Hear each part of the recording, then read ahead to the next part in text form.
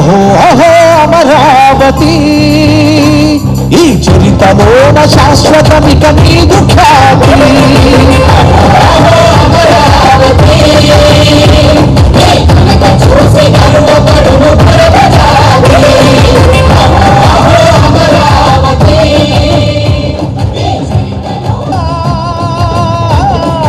ఇదే నీకు మా ప్రణతి, అహో అహో అమరావతి నీ ఘనత చూసి గర్వపడును భరత జాతి. అహో అహో అమరావతి ఈ చరితలో 54 పట్టాలు ఇస్తున్నాం. 9054 పట్టాలు ఇచ్చినప్పుడు కుటుంబ సభ్యులందరూ కూడా వచ్చారు. భార్య భర్త పిల్లలను కూడా రమ్మని ఒక పట్టాల పండుగ కింద మీకు నేరుగా ఈ పట్టా అందజేయాలనే ఉద్దేశంతోనే ఈ పెద్ద కార్యక్రమం పెట్టాం. మిమ్మల్ని చూస్తానంటే నాకు ఎంతో సంతోషంగా ఉంది. ఈరోజు ఎన్నో సంవత్సరాలుగా బాధపడ్డారు. అలాంటిది ఈరోజు ఇంటి పట్టా మీకు ఇచ్చి ఒక యజమాని చేసే బాధ్యత, ఒక భద్రత ఇచ్చే బాధ్యతను తీసుకున్నాను. దీనికి నేను గర్వపడుతున్నానని మరొకసారి మీ అందరికీ విజ్ఞప్తి చేస్తున్నాను.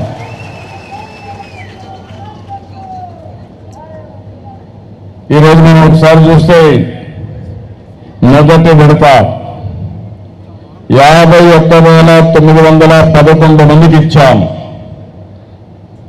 ఇదే ప్లేస్ లో నేను ఆ రోజు సభ కూడా పెట్టుకున్నాం. మొదటి విడత అయితే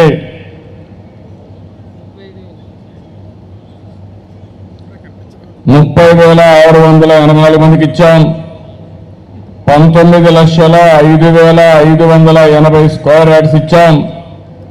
దీని విలువ 4,763 కోట్ల రూపాయలు. రెండో విడత దగ్గర మీరు చూస్తే 296 కింద 15,840, ఇంకో పక్క 301 జీవో కింద గాజువాకలో 5,385. ఈ రెండు కూడా 296 కింద ఇచ్చింది. 7,96,210 స్క్వేర్ యార్డ్లు. 301 జీవో కింద ఇచ్చింది 8,07,983 స్క్వేర్ యార్డ్లు. దీని విలువ మీరు చూస్తే ఒకటి 1990 కోట్లు, రెండోది 16 కోట్లు. మొదటి రెండు విడతల్లో మీకు ఇచ్చిన భూమి విలువ దగ్గర 8,400 కోట్ల రూపాయలు విలువ చేసే భూమిని ఈ పేదవాడికి ఇచ్చిన ఘనత ఈ ప్రభుత్వాన్ని చెప్పి కూడా నేను మీకు తెలియజేస్తున్నా.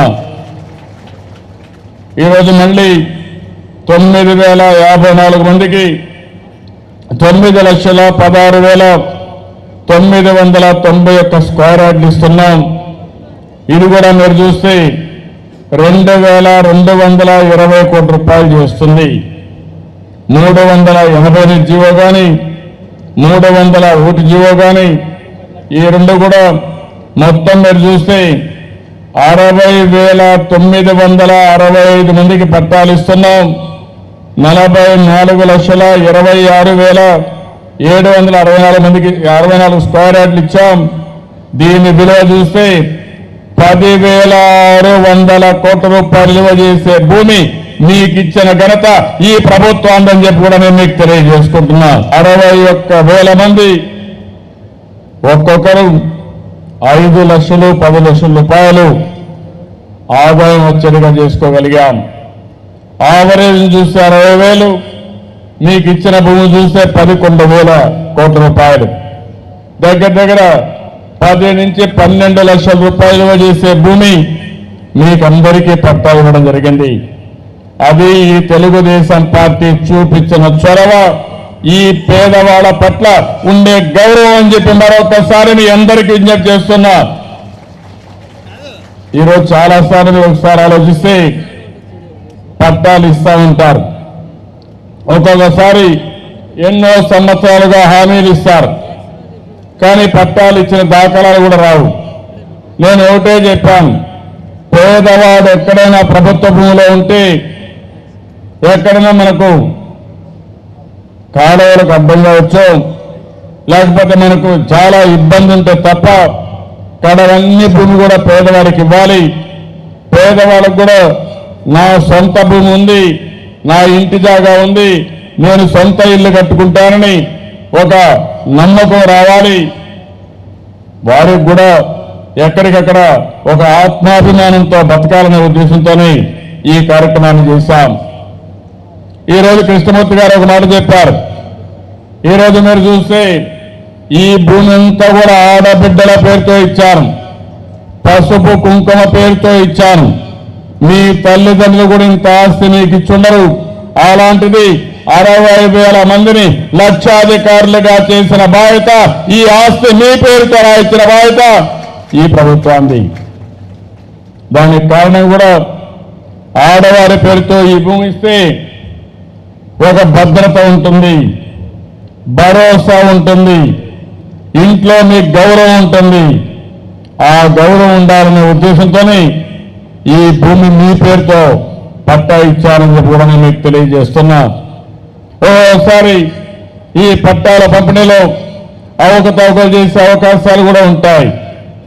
అందుకే నేను ఆలోచించాను, ఎక్కడ కూడా అవకతవకలు జరగకూడదని, ఎవరు కూడా ఒక పైసా అవినీతి తీసుకోకూడదని, నేరుగా పేదవాళ్ళకు పట్టాలు ఇవ్వాలని ఇలాంటి 3 సార్లు 3 విడతలుగా పట్టాల పంపిణీ చేశాం. అదే మాదిరిగా రేపే మళ్ళా మీకు ఫోన్లు కూడా చేస్తున్నాం. అనధికారులు కానీ అధికారులు కానీ ఎక్కడన్నా ఒక పైసా తీసుకుంటే కఠిన చర్యలు ఉంటాయి. ఈ పేదవాళ్ళ పొట్ట కొడితే మాత్రం ఉపేక్షించే సమస్య లేదని మరొకసారి మీ అందరికీ హామీ ఇస్తున్నాను. ఎప్పుడైనా ఇలాంటి కార్యక్రమం ఉన్నారా అని మిమ్మల్ని అడుగుతున్నాం. 3 సార్లు పెట్టాను, ఒకసారి కాదు 3 సార్లు కూడా మిమ్మల్ని గౌరవంగా తీసుకొచ్చాం. అదే ఒకప్పుడు మీరు చూస్తే పట్టా ఇస్తే ఎంఆర్ఓ ఆఫీస్ దగ్గరనో ఆర్డీఓ ఆఫీస్ దగ్గరనో పడిగాపులు కాసి ఆ పట్టా కోసం తిరిగి తిరిగి చెప్పులు అరిగిపోయాయి. ఈరోజు గౌరవప్రదంగా ఉండాలని మిమ్మల్ని మీ ఇంటి దగ్గరనే ప్రభుత్వ ఖర్చుతో మిమ్మల్ని ఇక్కడ తీసుకొచ్చి మళ్ళీ పట్టాలు ఇప్పించి భోజనం కూడా పెట్టి తిరిగి గౌరవంగా మీ ఇంటికి పంపిస్తున్నా అంటే అది ఈ ప్రభుత్వానికి మీ పట్లుండే అభిమానం, గౌరవం అని చెప్పి మరొకసారి తెలియజేస్తున్నా. ఆనందంగా ఉన్నామంటే గట్టిగా చప్పట్లు కొట్టి కలెక్టర్ మొదలుకొని రెవెన్యూ డిపార్ట్మెంట్ మంత్రి మొదలుకొని సెక్రటరీ మొదలుకొని లాస్ట్లో ఉండే గ్రామాల నుండి బీఆర్ఓ వరకు ఎంఆర్ఓ వరకు మనస్ఫూర్తిగా అభినందిస్తున్నా. మీరు కూడా గట్టిగా చప్పట్లు కొట్టి మనస్ఫూర్తిగా అభినందించాలి. మనకు మంచి చేసిన వారికి మనం కూడా అభినందనలు తెలియజేయాలి. మన అభినందనలు తెలియజేసినప్పుడు ఇంకా మంచి పనులు చేయడానికి ఉత్సాహంగా పనిచేస్తారు. అధికార యంత్రాంగానికి ఉద్యోగ ధర్మంగా పనిచేసినప్పటికీ కానీ ఈరోజు మనం చెప్పే పనులు మీరు చూసినప్పుడు ఎప్పుడూ లేని విధంగా పనులు చెప్పి చేయిస్తున్నాం. గ్రామీణ ప్రాంతాల్లో మీరు చూస్తే 26,917 మందికి ఇప్పటికే పట్టాలు ఇప్పించాం. ఇంకొక 5,807 మందికి పట్టాలు ఇస్తున్నాం. మొత్తం 32,727 మందికి ఇంటి పట్టాలు గ్రామీణ ప్రాంతాలు ఇస్తున్నాం. ఇంకో పక్కన ఏజెన్సీ ప్రాంతంలో గిరిజన ప్రాంతంలో ఆర్ఓఎఫ్ఆర్ కింద మొత్తం ఏదైతే భూమి ఉందో ఆ భూమి కూడా వాళ్ళకి పట్టా ఇచ్చాం. దీని కింద కూడా మీరు చూస్తే 37,000 మందికి ఇచ్చాం. 79,000 ఎకరాల భూమి వాళ్ళందరికీ కూడా పట్టా ఇచ్చామంటే అది ప్రభుత్వానికి గిరిజనుల పైన ఉండే అభిమానం. ఇంకో పక్క 4,500 మందికి ఇంకా పట్టాలు ఇస్తున్నాం. అదనంగా ఇంకొక 13,000 ఇస్తున్నాం. అంటే మీరు ఒకసారి చూస్తే దగ్గర 90,000 ఎకరాలు గిరిజన ప్రాంతంలో ఆర్ఓఎఫ్ఆర్ కింద పట్టాలు ఇచ్చి గిరిజనులు కూడా ఆదుకున్నామని చెప్పి కూడా నేను మీకు తెలియజేస్తున్నా. ఈరోజు రాష్ట్రంలో మొత్తం 3,54,3,55,000 మందికి పట్టాలు ఇచ్చాం. ఇప్పుడు మళ్ళీ 28,137 మందికి పట్టాలు ఇవ్వడానికి సిద్ధంగా ఉన్నాయి. నేను ఇంత మునిపే విశాఖపట్నంలో చెప్పాను, 10,600 కోట్ల రూపాయలు ఇచ్చాం. అంటే మొత్తం ఇంకో పక్క జాయింట్ ఫార్మింగ్ సొసైటీస్ ఉంటే అది కూడా 1,14,000 ఎకరాలు తొందరలోనే వాళ్ళకు కూడా పట్టాలు ఇచ్చి వాళ్ళు కూడా పూర్తిగా స్వేచ్ఛనిచ్చి ఆ భూమిపైన హక్కులన్నీ ఇస్తామని చెప్పి కూడా నేను మీకు తెలియజేస్తున్నాను. ఈరోజు ఇంకో పక్క మీరు చూస్తూ ఉంటే ఈ భూమి ఇచ్చిన తర్వాత మీకు ఇంత మునుపు కూడా ఒక ఇది ఇచ్చాం. ఈరోజు నేను ఆలోచించేది కన్వెయన్స్ డీడ్ కూడా ఇస్తాం. అంటే మీరు అమ్ముకోవాలన్నా, బిల్డింగ్ పర్మిషన్ కావాలన్నా, మీరు లోన్ తీసుకోవాలన్నా ఎలాంటి ఇబ్బంది లేకుండా సర్వ హక్కులు కూడా ముందు ఇచ్చినట్టుకి ఇప్పుడు ఇచ్చేదానికి పూర్తిగా కల్పించే బాధ్యత ఈ ప్రభుత్వం తీసుకుంటాం. దానికి కూడా మీరు ఎవరి దగ్గరికి పోవాల్సిన పని లేదు, ఎవరిని అడగాల్సిన పని లేదు. ఎమ్మెల్యేలు నా దృష్టికి తీసుకొచ్చారు, అధికార యంత్రాంగానికి ఆదేశాలు ఇస్తున్నాను. ఎవరు కూడా ఎక్కడ కూడా ఇబ్బంది లేకుండా పూర్తిగా ఇది చేయమని స్పష్టమైన ఆదేశాలు ఇస్తున్నానని చెప్పి కూడా నేను మీకు తెలియజేస్తున్నా. ఈరోజు ప్రభుత్వం ఒక నీతివంతమైన పాలన ఇవ్వాలని, సమర్థవంతమైన పాలన ఇవ్వాలని, పేదవాడికి ఎక్కడా కష్టాలు లేకుండా అన్ని విధాల ప్రభుత్వం మీకు అండగా ఉండాలనే ఉద్దేశంతోనే ఈ కార్యక్రమాలు చేస్తున్నాం. ఈరోజు అన్ని పట్టాలు ఇచ్చిన తర్వాత ఇండ్లు కట్టే కార్యక్రమానికి శ్రీకారం చుట్టాం. పెద్ద ఎత్తున ఇండ్లు కట్టిస్తాం. పట్టణ ప్రాంతాల్లో 3 లక్షల వరకు మీకు ఇండ్లు కట్టేదానికి ఇస్తాం. ట్రంక్ ఇన్ఫ్రాస్ట్రక్చర్ కూడా నీళ్లు కానీ, కరెంటు కానీ, రోడ్లు కానీ ఇవన్నీ కూడా తీసుకొచ్చి ఆ సైట్లో కానీ అక్కడి నుంచి మెయిన్ కనెక్టివిటీ కానీ అన్ని చేపిస్తాం. ఇంకో పక్క గ్రామీణ ప్రాంతాల్లో ఒకప్పుడు 75,000 ఇస్తా ఉంటే ఈరోజు 1,50,000 రూపాయలు ఇచ్చి వాళ్ళు ఇష్టం వచ్చినట్టు అవసరమైతే వాళ్ళు కూడా 1 లక్ష రూపాయలు పెట్టుకుని ఇల్లు కట్టుకునే స్వేచ్ఛనిచ్చామని చెప్పి కూడా నేను మీకు తెలియజేస్తున్నా. 19 లక్షల ఇండ్లు కడుతున్నాం. ఈరోజు ఇక్కడ కూడా మీరు ఒకసారి చూస్తే మొత్తం సిటీలో కూడా పెద్ద ఎత్తున ఇండ్ల కోసం శ్రీకారం చుట్టాం. దగ్గర 1 లక్ష ఇండ్లు కడుతున్నాం. ఈ ఇండ్లకు కూడా ల్యాండ్ పోలింగ్ లో కూడా ఒక పద్ధతి తీసుకున్నాం. ఈరోజు ఎక్కడైతే గాజువాక, పరవాడ, సబ్బవరం ఉందో ఇక ట్రై జంక్షన్ దగ్గర 1,600 ఎకరాలు ఉంది. ఇది కూడా ట్రాన్స్పరెంట్ గా చేస్తాం. ఏదైతే అమరావతికి ల్యాండ్ తీసుకున్నప్పుడు ఏ ప్రొసీజర్ అయితే ఫాలో అయ్యామో అదే ప్రొసీజర్ తో కలెక్టర్ ఆధ్వర్యంలో మీరు ఎవరి దగ్గరికి పోకుండా మొత్తం ఆ భూమి తీసుకుని పేదవాళ్ళందరికీ ఇల్లు కట్టించే బాధ్యత తీసుకుంటానని మరొకసారి మీ అందరికీ హామీ ఇస్తున్నా. ఇది నా పర్యవేక్షణలో చేస్తాం. ఎవరైనా ఎక్కడైనా తప్పు చేస్తే వాళ్ళు వదిలిపెట్టనని చెప్పి మరొకసారి మీ అందరికీ హామీ ఇస్తున్నా. ఇది కూడా ఒక పద్ధతి ప్రకారం జరిగినప్పుడు ఎక్కడ కూడా అవకతవకలు జరగడానికి వీలు లేదు. ఈరోజు మీరు చూస్తున్నారు, పరిష్కార వేదిక పెట్టాం. 1-1-0-0 ఫోన్కు మీరు ఫోన్ చేస్తే ఏ సమస్య ఉన్నా ఆ సమస్య పరిష్కారం చేసే బాధ్యత నేను తీసుకుంటున్నాను. ఈరోజు పేదవాళ్ళకు అనేక సంక్షేమ కార్యక్రమాలు తీసుకున్నాం. రూపాయి కేజీ బియ్యం ఇస్తున్నాం. ఎప్పటికప్పుడు నేను ఫోన్లు చేస్తున్నాను, మిమ్మల్ని అందరినీ అడుగుతున్నాను. అదే మరిగా ఈరోజు పింఛన్లు మీరు చూస్తే నేను ఆ రోజు పాదయాత్రలో చెప్పాను. ఆ రోజు చెప్పింది, మీ పిల్లలు మిమ్మల్ని చూసుకోకపోయినా మీ ఇంటికి ఒక పద్ధతిగా ఉంటా మీకు ఒక పెద్ద కొడుకుగా ఉంటా, నెలవారీగా పింఛను పంపిస్తానని చెప్పి మాట నిలబెట్టుకున్న వ్యక్తిని నేనని చెప్పి కూడా నేను మీకు తెలియజేస్తాను. పెళ్లిళ్ళ ఖర్చుల కోసం మైనారిటీకి, ట్రైబల్కి 50,000, షెడ్యూల్ కులాలకి 40,000, అదే మరి వెనుకబడిన వర్గాలకి 35,000 రూపాయలు పెళ్లి ఖర్చుకి ఇస్తున్నాం. పెళ్లి కంటే ముందు 20% పెళ్లికిచ్చి పెళ్లి పెట్టుల మీద ఎవరి దగ్గరికి పోయే పని లేకుండా ఆ డబ్బులు ఇచ్చే కార్యక్రమానికి కూడా శ్రీకారం చుట్టాను. తొందరలోనే కొన్ని టెక్నికల్ ప్రాబ్లమ్స్ ఆదేశాలు ఇచ్చాను.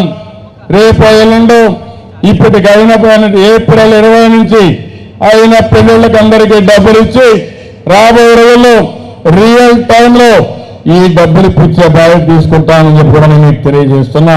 కార్యక్రమం చేసినా బ్రహ్మాండంగా పనిచేస్తున్నారు. అందుకని కాంగ్రెస్ హయాంలో అన్యాయం జరిగితే నేను ఈరోజు ఒక్కొక్క మెంబర్కి 10,000 రూపాయలు చొప్పున బస్సుకు తృప్తి నాకుందని చెప్పి కూడా నేను మీకు తెలియజేస్తున్నా. ఇంకా 2,000 రూపాయలు ఇవ్వాలి, అది కూడా ఇస్తాం. ఆదాయాన్ని పెంచడానికి ముందుకు పోతున్నాం. ఈ రోజు ఇక్కడికి వచ్చారు, ఇప్పుడే మంత్రి గారు వచ్చారు, అదే మరి వడ్డీలు ఉన్నారు, రజకులు ఉన్నారు. ఆ రోజు ఎక్కడ అన్యాయం జరగదు. అదనంగా నిన్న ఏ విధంగా కాపుల రిజర్వేషన్ వచ్చినప్పుడు వెనుకబడిన వర్గాలకు అన్యాయం జరగకుండా అదనంగా పెట్టామో అదే మరి అదనంగా పెట్టడానికి ముందుకు పోతాం తప్ప ఎస్టీలకు అబ్బాయికి అన్యాయం జరగదు. కుటుంబానికి 10,000 రూపాయల ఆదాయం రావాలని ఈ 10,000 రూపాయలు మళ్ళా తీసుకెళ్తాం. నా ఆలోచన ఒకటి, నా కష్టం, ఈ ప్రభుత్వం చేసే శ్రమ ఈ పేదవాళ్ళ కోసం, అది మీ ఆశీస్సులు. తిరిగి మీ రుణం తీర్చుకుంటాం. ఈ రాష్ట్రంలో ప్రతి ఒక్క పేదవాడు కూడా ఆనందంగా ఉండేట్టుగా మీకు అండగా ఉంటామని మరొకసారి మీ అందరికీ ఆశిస్తున్నా. ఎన్నో సంక్షేమ కార్యక్రమాలు చేసినప్పుడు విభజన వల్ల చాలా సమస్యలు మనకు వచ్చాయి. కేంద్ర ప్రభుత్వం కూడా మనకు సహకరించలేదు. ఏమైతే విభజన చట్టం 65 లక్షల మందికి 65 కోట్లు పెట్టి 11 లక్షల మందికి ఈ లబ్ధిదారులకు అందరికీ సహాయం చేశాం. ఇంకో పక్క 50 లక్షల మందికి ఈరోజు పింఛన్లు ఇస్తున్నాం. నేను ఒకటే చెప్పాను, ఈ రాష్ట్రంలో పింఛన్లు కానీ లేకపోతే అన్ని సంక్షేమ కార్యక్రమాలకి రాజకీయాలు అడ్డు రావడానికి వీలు లేదు. పేదవాళ్ళందరికీ రాజకీయాలకు అతీతంగా న్యాయం చేసే బాధ్యత నేను తీసుకుంటానని మరొకసారి మీ అందరికీ హామీ ఇస్తున్నాను. ఆడవాళ్ళందరికీ న్యాయం చేస్తాం. అదే సమయంలో నేను కూడా మిమ్మల్ని అడుగుతున్నా, ఈ ప్రభుత్వం మీకు అండగా ఉంటే మీరు కూడా ఈ ప్రభుత్వానికి అండగా ఉంటారా లేదా అని మిమ్మల్ని అడుగుతున్నా. ఈ ప్రభుత్వాలు చేసే పనులు బేరు చేసుకుని మళ్ళీ ఏ విధంగా మీరు అండగా ఉండాలని అండగా ఉంటే మళ్ళీ లాభం వచ్చేది మీకే వస్తుంది. ఇప్పుడు అన్ని విషయాల్లో ఒక పద్ధతి ప్రకారం చేశాం, టెక్నాలజీ ఉపయోగించాం, ఎవరికి ఇబ్బంది లేకుండా చేశాం. కడాన భూమి విషయంలో కూడా మనందరికీ మనుషులకి ఎట్లయితే ఆధారం వచ్చిందో భూములు కూడా భూదారణ కార్యక్రమం పెట్టి 11 అంకెల నెంబర్తో ప్రతి ఒక్క భూమికి ఒక భూదారు నెంబర్ ఇస్తున్నాం. అంటే మీ వ్యవసాయ భూములు కానీ, పట్టణాల్లో గ్రామాల్లో ఉండే మీ భూములకు కానీ, మీ ఇంటి జాగాలకు కానీ ఈ భూదారు నెంబర్ను అనుసంధానం చేస్తున్నాం. భవిష్యత్తులో మీ భూమి వేరే వాళ్ళకి ఇవ్వకుండా పకడ్బందీగా ఎట్లయితే మీ యొక్క వేలు ముద్ర వేసినప్పుడు కనురెప్ప ద్వారానే ఆధార్ ఎక్కడైతే అథెంటికేషన్ చేస్తున్నారో అదే మరిగా మీ వేలు ముద్ర వేస్తే తప్ప మీ భూమి వేరే వాళ్ళకు రిజిస్ట్రేషన్ అయ్యే పరిస్థితి రాదు. దీనితో రాష్ట్రంలో ఎక్కడ కూడా భూమి విషయాల్లో అవకతవకలు జరగవని మరొక్కసారి మీ అందరికీ హామీ ఇస్తున్నా. జరగకపోతే ఆరోపణ వేయడానికి అవకాశం ఉండదు. ఈ భూ కబ్జాలు చేసేవారు కానీ లేకుంటే ఇలాంటి కబ్జాదారులు కానీ ఎక్కడ కూడా ఉండడానికి అవకాశం లేకుండా చేస్తాం. కృష్ణా జిల్లాలో చేశాం, బాగా జరిగింది. ఎక్కడైనా ఒక 5-10% విభేదాలున్నప్పుడు వివాదాలున్నప్పుడు పెండింగ్ ఉంటాయి తప్ప కడవన్నీ కూడా ట్రాన్స్పరెంట్గా పెట్టి మీ భూమి ఎప్పుడు చూసుకోవాలన్నా మీరు చూసుకునే విధంగా ఎవరైనా కంపెనీలో షేర్ మార్కెట్లో డబ్బులు పెడితే వాళ్ళు అమ్ముకుంటారు తప్ప వేరే వాళ్ళు అమ్మలేరు. ఆ విధానాన్ని తీసుకొచ్చి భూమి తగ్గవాలని తీరుస్తున్నామని చెప్పి కూడా నేను మీకు తెలియజేస్తున్నా. ఇలాంటివన్నీ చేసినప్పుడు చాలా వరకు పరిష్కార మార్గాలు వస్తాయి. ఎక్కడ చూసినా ఒక పద్ధతి వస్తుంది. ఎవరైనా తప్పులు చేయాలంటే తప్పులు చేయలేని పరిస్థితి తీసుకొస్తాం. నా ఆలోచన ఒకటి, ఈ రాష్ట్రంలో పేదవాళ్ళకి ఎక్కడా ఇబ్బంది రావడానికి వీలు లేదు, ఎక్కడ అవినీతి జరగడానికి వీలు లేదు, అవినీతికి అవకాశాలు ఉండడానికి వీలు లేదు. అలాంటి ఒక సుస్థిరమైన వ్యవస్థకి శ్రీకారం చుడుతున్నామని చెప్పి మీకు తెలియజేస్తున్నా. ఒకసారి ఆలోచించండి, కరెంట్ వచ్చేదాన్ని మిమ్మల్ని అడుగుతున్నా. ఆ రోజు ఏం తమ్ముళ్ళు ఏమన్నారో చెప్పండి, చెల్లెమ్మలు చెప్పాలి. అప్పుడు కరెంట్ వచ్చేదా? మీకు గట్టిగా చెప్పాలి, కరెంట్ వచ్చేదా ఆ రోజు అని అడుగుతున్నా. అన్ని ఇండ్లకు మరుగుదొడ్లు ఆ రోజు ఉన్నాయని అడుగుతున్నా. ఆ రోజు విశాఖపట్నం ఎంత విధంగా ఉంది. పూర్తి వచ్చిన తర్వాత నేను ఇక్కడే ఒక వారం ఉండి కలిసి కాలపద్దండి. ఎందుకంటే దీపావళి వల్ల టపాకాయలు కాలుస్తే అప్పటికే ఎండిపోయిన ఆకు కానీ కొమ్మలు కానీ ఉన్నాయి. ఇది అగ్ని ప్రమాదం వస్తుందంటే నా మాట మీద నమ్ముకుని ఒక్కరు కూడా దీపావళి జరుపుకున్నారు కానీ ఎక్కడ టపాకాయలు కాల్చడం అంటే అది నా మీద నీకుండే అభిమానం, విశ్వాసం. నేను అడుగుతున్నా, ఈరోజు విశాఖపట్నం బాగుందా లేదా అని గట్టిగా చెప్పాలి. 4 ఏళ్లలో చేయగలిగాం. ఈవెంట్స్ అన్ని పెట్టాం, సిఐ పార్ట్నర్షిప్లు పెట్టాం. అదే మరి ఇంకో పక్కన మీరు చూస్తే పెద్ద ఎత్తున ఆ రోజు మీరు చూసినప్పుడు ఇక్కడ అనేక కార్యక్రమాలు టూరిజంలో కానీ ఇంకో పక్క నేవీలో కానీ అంతర్జాతీయ కార్యక్రమాలన్నీ మనం పెట్టి ముందు తీసుకుపోయాం. ఇంకో పక్క ఇన్ఫర్మేషన్ టెక్నాలజీకి ప్రాధాన్యత ఇచ్చాం. ఈరోజు విశాఖపట్నంలో మీరు ఒకసారి చూసినప్పుడు ఏపీ ఐఐసి కానీ ఐటీఎస్సీజెడ్ కానీ మధురవాడ అభివృద్ధి కానీ ఇవన్నీ ముందు తీసుకుపోయాం. ఇంకో పక్క అనేక కంపెనీలు ఇక్కడికి వచ్చాయి. కాంటినెంట్ కానీ ఫ్రాంక్లిన్ టెంపుల్టన్ కానీ పేటీఎం కానీ ఇన్నోవా సొల్యూషన్స్, అనజూర్ టెక్నాలజీ, WNS, పాట్రా BPO, సెరిలియన్ సిస్టమ్స్, ఇలాంటి అనేక కంపెనీలు వచ్చాయి. నా ఆలోచన ఒకటి, మన పిల్లలు బయట పోయే పని లేకుండా మన పిల్లలు మన విశాఖపట్నంలోనే పనిచేసే విధానానికి శ్రీకారం చుడతానని, ఉద్యోగాలు ఇప్పిస్తానని మరొకసారి మీ అందరికీ హామీ ఇస్తున్నా. ఇవే కాకుండా ఇండస్ట్రీకి 49 MOUలు చేశాం. ఇవన్నీ పూర్తయితే 55,000 ఉద్యోగాలు వస్తాయి. హెల్త్ సిటీ 11 పూర్తి చేశాం, 12 కన్స్ట్రక్షన్లో ఉన్నాయి.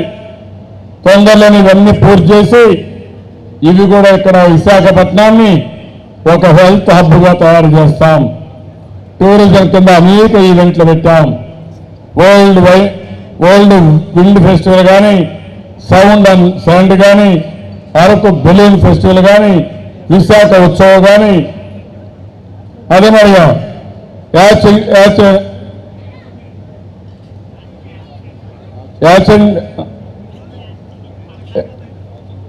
ఇంకో పక్కన TU-142 కింద ఎయిర్ క్రాఫ్ట్ మ్యూజియం పెట్టించాం.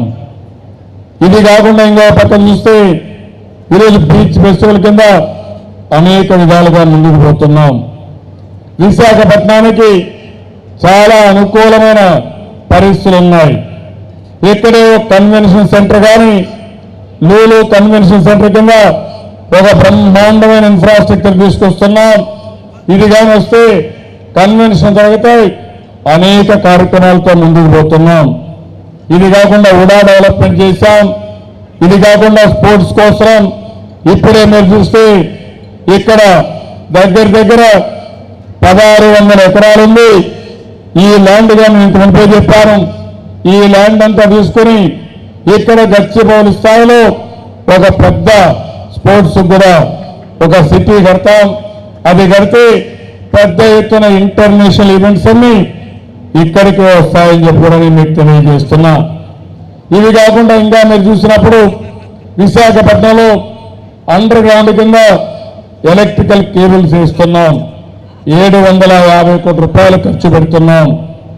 ఇది కాకుండా ఇంకో పక్కన మీరు చూస్తే 390 కోట్ల రూపాయలు ఖర్చు పెట్టి restoration protection of beach front కింద దీనికి కూడా కార్యక్రమం చేశాం. ఈరోజు లూలు కన్వెన్షన్ సెంటర్ వస్తే 5,000 మంది కన్వెన్షన్ పెట్టవచ్చు. ఎగ్జిబిషన్కి 50,000 స్క్వేర్ ఫీట్ పెట్టాం. స్టార్ హోటల్స్ వస్తాయి, మెగా కమర్షియల్ కాంప్లెక్స్ వస్తుంది, పార్కింగ్ ఏరియా వస్తుంది. ఇది వస్తే పెద్ద ఎత్తున పర్యాటకులు వస్తారు.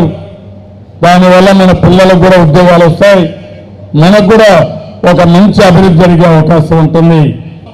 పెద్ద ఎత్తున 1,250 కోట్ల రూపాయలు ఖర్చు పెట్టి రోడ్లు ఇప్పిస్తున్నాం. 3,574 గ్రామాలని కనెక్ట్ చేయబోతున్నాం. మంచినీళ్ళ కోసం దగ్గర మీరు చూస్తే 211 కోట్ల రూపాయలు ఖర్చు పెడుతున్నాం. PMGSY కింద 260 కోట్ల రూపాయలు ఖర్చు పెడుతున్నాం. ఒక నరేగా పైన మీరు చూస్తే 2,330 CC రోడ్లు కానీ ఇంకో పక్క మామూలు రోడ్లు కానీ వేసి పెద్ద ఎత్తున గ్రామీణ ప్రాంతాల్లో మనం ముందుకు పోయే పరిస్థితి వచ్చింది. కాఫీ ప్లాంటేషన్ మీద ముందుకు పోతున్నాం. అందులో ప్రత్యేకంగా గిరిజన ప్రాంతాల్లో అనేక కార్యక్రమాలు చేసి మనం గిరిజన ప్రాంతాల్లో ఉండే గిరిజనులను ఆదుకున్నామని చెప్పి కూడా నేను మీకు తెలియజేస్తున్నాను. ఇండ్లు అయితే 1,08,888 ఇండ్లు కట్టే కార్యక్రమానికి శ్రీకారం చుట్టాం. ఇందులో గ్రామీణ ప్రాంతాల్లో 54,299 ఇండ్లు శాంక్షన్ చేసి 14,000 ఇండ్లు గ్రౌండ్ చేసి కూడా ముందుకు పోయే పరిస్థితికి వచ్చాం. ఇంకో పక్కన 1-2 కార్యక్రమాలు కాదు, బాబు జగ్జీవన్ రామ్ ఉత్తరాంధ్ర సుజల స్రవంతి కింద టెండర్లు కూడా పిలిచాం. 2,022 కోట్ల రూపాయలు ఖర్చు పెడుతున్నాం. ఈ ప్రాజెక్టు పూర్తయితే విశాఖపట్నానికి గోదావరి నీళ్లు వస్తాయి. గోదావరి నీళ్లు వస్తే విశాఖపట్నంలో త్రాగునీటి సమస్య లేదు. భవిష్యత్తులో కూడా ఎలాంటి ఇబ్బంది లేకుండా త్రాగునీటి సమస్య, సాగునీటి సమస్య పరిష్కారం చేస్తామని చెప్పి కూడా నేను మీకు తెలియజేస్తున్నాను. ఇంకో పక్కన పెద్ద ఎత్తున గవర్నమెంట్లో కూడా ఉద్యోగాల కోసం దగ్గర టీచర్ల కింద 10,000, పోలీసులు కానీ మిగిలినటువంటి కూడా 10,000 మందికి ఉద్యోగాల కోసం పిలుస్తున్నాం. అదే మరిగా సోషల్ వెల్ఫేర్ హాస్టల్స్ లో, రెసిడెన్షియల్ స్కూల్స్ లో ఒక 3,000 మందికి ఉద్యోగాలు ఇవ్వబోతున్నామని చెప్పి కూడా నేను మీకు తెలియజేస్తున్నాను. బైక్ ఛార్జీలు పెంచాం, VRO జీతాలు పెంచాం, అంగన్వాడీ జీతాలు పెంచాం, హోంగార్డ్ జీతాలు పెంచాం. మీరు ఒకసారి చూస్తే నేను ఒకటి ఆలోచిస్తున్నాను, ఎక్కడ పేదవాళ్ళు ఉంటే అక్కడ ఈ ప్రభుత్వం ఉంటుంది. పేదవాళ్ళకు అండగా ఉంటాం, చేయూతనిస్తాం. మళ్ళీ ఒకసారి మీకు హామీ ఇస్తున్నాను, విశాఖపట్నం ఒక సుందరమైన నగరం, నేను మెచ్చే నగరం. మళ్ళీ రాబోయే రోజుల్లో భోగాపురంలో అంతర్జాతీయ విమానాశ్రయం వస్తుంది. విశాఖపట్నాన్ని బ్రహ్మాండమైన సిటీగా తయారు చేసే బాధ్యత ఒక పర్యాటక కేంద్రంగా, ఒక ఉపాధి కల్పించే కేంద్రంగా, మన పిల్లలకు ఉద్యోగ అవకాశాలు వచ్చేట్టుగా ఏవైతే ఈరోజు మీరు చూసినప్పుడు పేటీఎం లాంటి కంపెనీలు కానీ ఇంకో పక్క పెద్ద ఎత్తున ఈ ఉపాధి కల్పించడానికి ఇన్ఫర్మేషన్ టెక్నాలజీ కూడా ముందుకు పోతున్నాం. ఫిన్టెక్ కానీ, ఐటీ కంపెనీలు కానీ, నాలెడ్జ్ ఎకానమీకి కానీ ఇక్కడ నాంది పలికామని చెప్పి కూడా నేను తెలియజేస్తున్నాను. ఇలాంటి కార్యక్రమాలే కాకుండా ఈరోజు మీరు చూస్తే ఇక్కడి నుంచి బీచ్ రోడ్డు డెవలప్ చేసి బీచ్ రోడ్ నుంచి మళ్ళీ నేషనల్ హైవే తీసుకొచ్చి ఈ ప్రాంతాన్నంతా కూడా భవిష్యత్తులో అభివృద్ధి చేసుకుంటే ఏ సిటీ కూడా విశాఖపట్నానికి పోటీ ఉండడానికి వీల్లేదు. అలాంటి సిటీని తయారు చేసే బాధ్యత నేను తీసుకుంటానని మరొకసారి మీ అందరికీ తెలియజేస్తున్నా. కొంతమంది మాట్లాడుతున్నారు అనుభవం లేని వ్యక్తులు. ఈరోజు నేను ఎన్డీఏలో కూడా డిఫర్ అయ్యానంటే మీకోసం డిఫర్ అయ్యాను. నేను ఒకటే ఆలోచించాను, మనకు అన్యాయం జరిగింది. ఆ రోజు ఎన్డీఏలో కలిశామంటే రాష్ట్ర ప్రయోజనాల కోసం కలిశాం.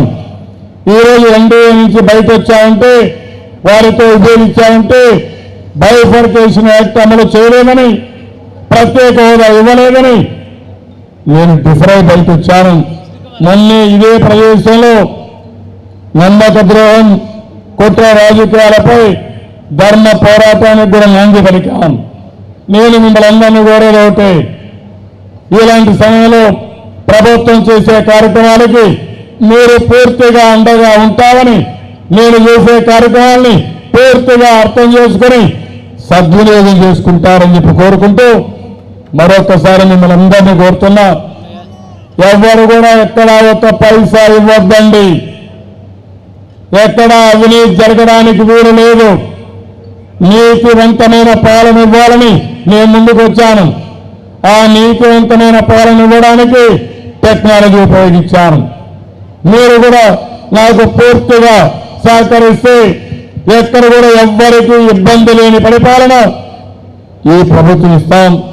దీనికి పూర్తిగా సహకరిస్తామని గట్టిగా మీ హర్షాన్ని, ఆనందాన్ని తెలియజేయాల్సిందిగా మరొకసారి కోరుకుంటూ, నేను ఎప్పటికప్పుడు మీ సమాచారం అడిగినప్పుడు నాకు సమాచారం ఇవ్వాలి, మనస్సాక్షిగా ఇవ్వాలి. అనుభవం లేని వ్యక్తులు మాట్లాడుతున్నారు. పాదయాత్ర చేస్తూ ఒక వ్యక్తి మాట్లాడతారు, అది ఇస్తాను ఇది ఇస్తామని. వీళ్ళ అనుభవం ఏంటని అడుగుతున్నాం. ఎప్పుడన్నా చేశారని అడుగుతున్నా. ఎప్పుడు ఏది చేయని వ్యక్తులు, ఎప్పుడు జీవితంలో ఏది సాధించిన వ్యక్తులు, అవినీతిలో పూర్తిగా కూరుకుపోయిన వ్యక్తులు తిరిగి నన్ను విమర్శించడం, ఈ ప్రభుత్వాన్ని విమర్శించడం ఎలాంటి సబబని అడుగుతున్నాం. కొంతమంది కొత్తగా వచ్చి కూడా మన వాళ్ళు విమర్శించే పరిస్థితికి వస్తున్నారు. కానీ ఈరోజు మీరు చూస్తే దేశంలో ఎక్కడా జరగని అభివృద్ధి చేశాం. అభివృద్ధిలో నెంబర్ 1గా ఉన్నాం, పరిశుభ్రతలో నెంబర్ 1గా ఉన్నాం, సుపరిపాలనలో నెంబర్ 1గా ఉన్నాం, సంక్షేమంలో నెంబర్ 1గా ఉన్నాం. అందుకే నేను మనం అడుగుతున్నా, మీరు కూడా ఈ ప్రభుత్వానికి అండగా ఉంటామని, ఎవరేమన్నా సరే మీకు ప్రభుత్వానికి అండగా ఉంటామని గట్టిగా శపథం చేసి ముందుకు పోవాల్సిన అవసరం ఉందని తెలియజేసుకుంటూ మరొకసారి ఈరోజు మీరు చూస్తే 60,000 మందికి ఒక్క విశాఖపట్నంలో పట్టాలు ఇచ్చాం. 11,000 కోట్ల రూపాయలు చేసే ఆస్తినిచ్చాం. ఇది ఇక్కడికి ఆగదు. ఈ జిల్లాలో పూర్తిగా భూ సమస్యలన్నీ పరిష్కారం చేసేట్టు అవుతుంది. ఏజెన్సీ ఏరియాలో కూడా అరకు కానీ, పాడేరు కానీ ఎంతమందికి అర్హత ఉంటే అటవీ భూములు కూడా పట్టాలు ఇప్పిస్తాం. దానివల్ల అక్కడ కూడా కాఫీ పంటలు వేసుకొని వాళ్ళు కూడా పైకి వచ్చే పరిస్థితి వస్తుంది. అప్పుడు ఎక్కడ కూడా భూ వివాదాలే ఉండవు. ఫస్ట్ ఒలింపిక్లో చూస్తే మొన్నే ఒక నిర్ణయం అనౌన్స్ చేశాం. 500 స్క్వేర్ యార్డ్ భూమిని ఇంటి పట్టా ఇవ్వాలని ప్రభుత్వం నిర్ణయించాం. తొందరలో అలాంటి వారికి కూడా పట్టా ఇప్పిస్తానని, ఇంటి జాగా ఇప్పిస్తానని మీకు అందరికీ తెలియజేసుకుంటూ మరొకసారి మిమ్మల్ని అందరినీ మనస్ఫూర్తిగా అభినందిస్తున్నా. రేపటి నుంచి మీకు ఏ ఇబ్బంది ఉండదు.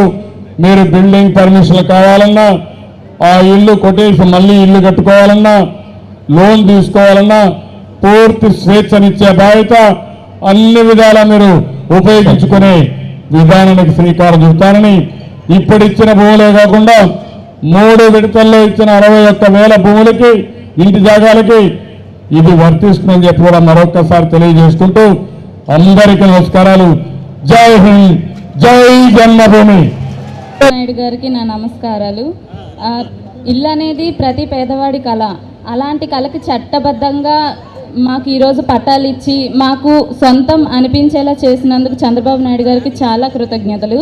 అలాగే స్టేట్ డివైడ్ అయిన తర్వాత లోటు బడ్జెట్ ఉన్న 4 ఏళ్లలో ఇంత అభివృద్ధి ఏ సీఎం సాధించలేరు. నెక్స్ట్ కూడా ఈ సీఎంఏ రావాలని కోరుకుంటున్నాం. గంటా ఎల్లాజీ గారి భీమిలి, పోకల శ్రీదేవి వెస్ట్ విఎస్పీ. లబ్ధిదారులు సీఎం గారికి నా వందనాలు తెలియజేసుకుంటున్నాను. మీ పరిపాలన చాలా బాగుంది సార్. మీ పరిపాలన చాలా బాగుంది సార్. మాకు మా పిల్లల చదువులేంటి, మా పెద్దవాళ్ళకి పెన్షన్లు, రేషను అంతా బాగా ఇస్తున్నారు. ఒకప్పుడు మా పిల్లలు హై స్కూల్లో చదవాలంటే చాలా భయపడేవాళ్ళు, మేము ఎలా చదివించుకుంటామో అనేసి. ఇప్పుడు అయ్యో అక్కడ స్కూల్ అయిపోతుందా అనేసి మళ్ళీ బాధపడుతున్నాను సార్. పల్లా శ్రీనివాసరావు గారికి కూడా నా వందనాలు. సౌత్ జిల్లా కలెక్టర్ గారు,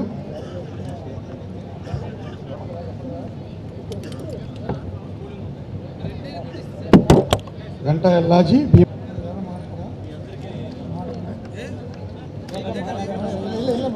లింగాల సంధ్య,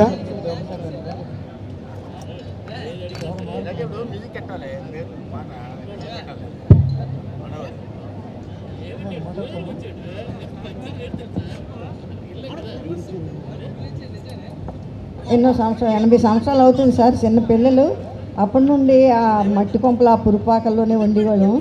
అలాగే ఏదో దేవుడి దయ వల్ల ఇల్లు కట్టుకొని ఇప్పుడు హ్యాపీగా ఉన్నాం. ఇప్పుడు ఈ పట్టాలు వచ్చిన తర్వాత మరీ మాకు ధైర్యం వచ్చి మేము ఎంతో పిల్ల జలతో చాలా సంతోషంగా ఉన్నాము. ఇదంతా మా ముఖ్యమంత్రి గారి దయ వల్ల అనేసి మేము అనుకుంటున్నాము. మళ్ళీ మళ్ళీ మళ్ళీ మళ్ళీ నారా చంద్రబాబు నాయుడు గారే ముఖ్యమంత్రి కావాలి, మళ్ళీ ఆ సింహాసనంలో కూర్చోవాలి, మేము ఆనందించాలనేసి మనస్ఫూర్తిగా అనుకొని మొట్టమొదటిగా ఇదే మొదటిసారి అండి పట్టాలు తీసుకుంటున్నాము. చాలా సంతోషం అయింది. అలాగే మన గంట శ్రీనివాస్ గారికి, మా వాసుపల్లి గణేష్ కుమార్, మా వార్డు ఎమ్మెల్యే గారికి మేమన్నీ మరీ మరీ రుణపడి ఉంటామండి. మరి ఈ అవకాశం ఇచ్చినందుకు నాకు చాలా సంతోషంగా. నమస్కారం. జై గారికి చిన్న జ్ఞాపిక ఇచ్చి చిన్న శాలువాతో వారిని సత్కరించి ఒక వినాయక విగ్రహాన్ని అందరూ